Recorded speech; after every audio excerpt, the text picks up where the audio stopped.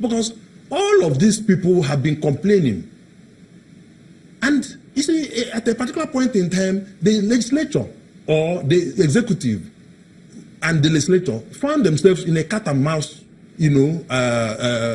affair. In which case, the legislature just felt that the executive was intimidating them with all of the problems that Saraki went through. You can imagine a situation where they weren't too happy that he emerged. And it took the president up to 6-7 months before he even we started seeing them together. And these are people, I mean, the executive and the legislature should work together. So the internal problem of APC even affected the governance and their final output. Now, there's an Oshimole. Oshimole is bandied around as a man who is coming with some kind of labor experience and all of that, that he will be a good negotiator, and as it were. But you see, it is a different skill set that you need to be a party administrator. But before that point, didn't their convention go well, contrary to what a lot of, or some people had expected? It was going to be very turbulent and tumultuous. Yes, the convention didn't also go smoothly. Because, I mean, if you notice, in the convention ground, people were throwing chairs and generally kicking themselves. But some may say, well, that might have been an isolated case compared to what some were expecting. Well, what they were expecting was probably violence. And there was violence right on the ground of the thing. In short, you would have heard that people were working on the theory of failure of intelligence, in the sense that the president was speaking. The president was speaking at that point in time when some fights broke out in the in the Ego Square, with the Delta State group, with the Imo State group, and all of that. And the president was on the podium. So one cannot rule out violence. That was violence in that convention. So going back to what I was saying. The chairman of the party. Good, the chairman of the party. Now, Oshimole comes. And like I said, it is a different skill set that you require to be a party administrator, as against a labor union, administrator, which he was. You do a lot of picketing, you do a lot of strikes, you threaten, you blackmail, you are asking for salary increase and condition of service and all of that. In politics, negotiation, compromise, consultation. These are things that... Yeah, but after 8 years as a governor, he would have acquired some and developed some of those skills. It's a different ballgame also to contest election as an aspirant. You are worried about the delegates, what to do to them, how to appease them, how to make sure that they vote for you, how to cajole them into making sure that they don't take your money and vote for another person. And in some cases, some people get them to swear for them and all of that. Those are things that go into that. So isn't that a typology of what we expect at the national level? But at the national level, it is actually both individual interests and group interests that you have to manage. And these group interests are contending, they are competing, at times they are conflicting. So being combative as Oshimole is now, because from the first time he said that Galadima didn't have a political address, and later he now said quite a number of these people who are deflating do not have any political value and all of that. He's being combative. That is the trade union. No, but didn't he have some points when he said, if you look at the votes in the states where they merged, yes, he said the president actually had far much more votes than those members themselves. So from that point of view, didn't he have a point? That annoys. That's the worst thing you can tell a politician. But the truth is bitter, isn't it? No. That's oftentimes you don't want to listen to the truth. And it is that truth that will annoy you to do more, to do worse things. So you don't tell a politician that it doesn't have relevance in his constituency. And like we have always said, that politics those are the ones that have left. Of course, not the current members. Those are the people who he praised to the high heavens, about 2-3 weeks ago. And you notice what happened when he talked about Kwankwaso and all of that having added a lot of value to the case. A few days after, they became people of no political value. And that is the worst thing you can tell a politician. The worst thing you tell a politician is that it doesn't have a political value. He wants to prove to you that he does. Is that in any way going to affect those who still remain? Because he was talking to those who have left. Yes. Perhaps who are irredeemable. Yeah. Well, you see, it is also, it's going to affect those who are back in, who stay put in APC. One, there's a level of blackmail that will come into it. Is that if you don't do things the way we want, we will follow the people who left. So you will now find yourself trying to appease them at all points in time, working to see how to satisfy them. And if you don't do that, they will leave. But the problem lies more in what I refer to as destination crisis, where they are going to.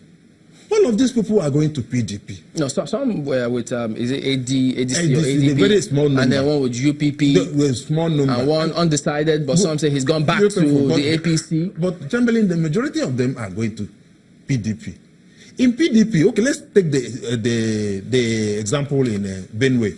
Even though the difference between defectors at the National Assembly and governors is that the governors, for some reason, the constitution is silent about the and very generous. The governors can walk away free of charge. Nothing happens to them, you know. Or be forced to walk away by like Benue youths. No. But the important thing is that the constitution does not do anything once they walk away. They just walk away. Meanwhile, there's a penalty for the National Assembly members. You know, they will lose their seat. You know, that's what it says. So now that when Otom was angling to walk away, 13 current aspirants, governorship aspirants under PDP said no, he should not come to PDP. Why? It's not that they don't like his face. He's coming to destabilize the place, in the sense that one of the first things that is going to happen is that they will give him a ticket.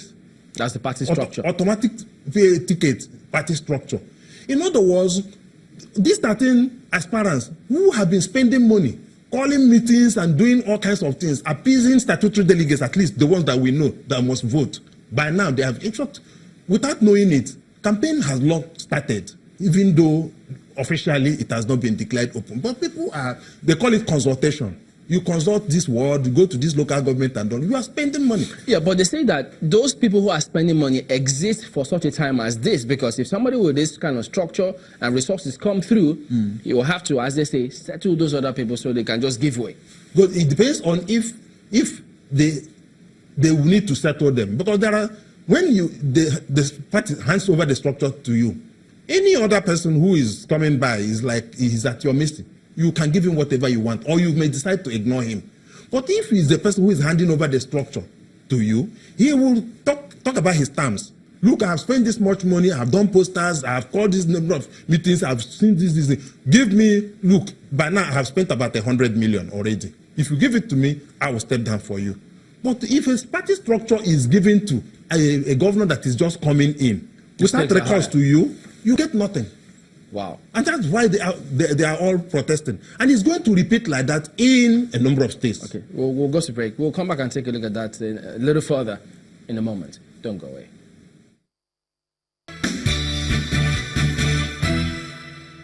Welcome back. It's our concluding moment now. Well, you had said that what we're seeing is going to replicate itself in different other states when a governor comes in with his retinue. Is this really, because they say we're doing this for national interest? You see, I don't like a situation where our politicians keep pulling a cotton wool over our eyes. There is nothing to it. National interest is far from what they are talking about.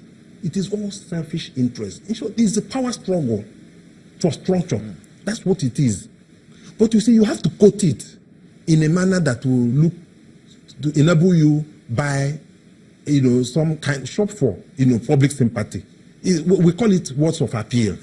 I mean, those days when we were in school, a lecturer taught us about, use the example of McLean. Say when somebody says, be important, be successful, use McLean toothpaste.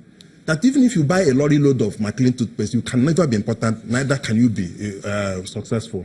But these are words that people like to hear. So they go and buy McLean toothpaste. So the politicians will want to tell us, how impunity, and how national interest, is overriding their decision. The decision is informed by, their law for the people and all of that. Those are things they think we want to hear and all of that. But go beyond that facade. Everything is structure. I'm like the gentleman you interviewed here in Lagos. When you now asked him that question pointedly, why did he move? You notice that he moved because the structure was off his hands and all of that. So the autumn example is another one. But for a governor, they have given him a red structure. Eh? Who will give the governor who has a structure a red card? Doesn't mean that they have a stronger structure. There are very powerful persons that are not governors in certain states. Lagos is one example. And there are quite a number of them. They simply give you the structure, you become governor. And while you are governor, if you mess up, they will use the structure to impeach you. So your loyalty lies with them. But there are some smart governors that will try to create their own structures. Immediately, they become governors and all of that. But those godfathers will stop you from creating structure. Structure is a very fundamental thing in politics. As a matter of fact, you may be so good. People may like you so much. But if you don't have a structure, you don't get elected. So, how many people contested the election in a Ekeh state? There were up to 20 or thereabout governors. You only had about 2 people. And the results showed that the other people got to 20 votes, some got 50 and all of that. It's the structure that is speaking. Wow. So Nigerians go to vote to authenticate the structures that they already have. Sure. You establish the structure and use it to get into office. Once you don't have that structure, Gani Fayemi went to jail and suffered all manners of humiliation because he loved the people. At a point in time, he now wanted to be the president himself, to govern this country the way he wanted. He didn't get up to 5% of the vote because he didn't have any structure. Wow. That's Politics 101. Mr. George Ekeh is a legal practitioner. Thank you for coming on this morning. Well, that's to show us what a week it's been. Thank you for such great company. We'll see you next week. I'm Chamberlain Uso. Have a great day, everybody. I'm Juri Ngelale.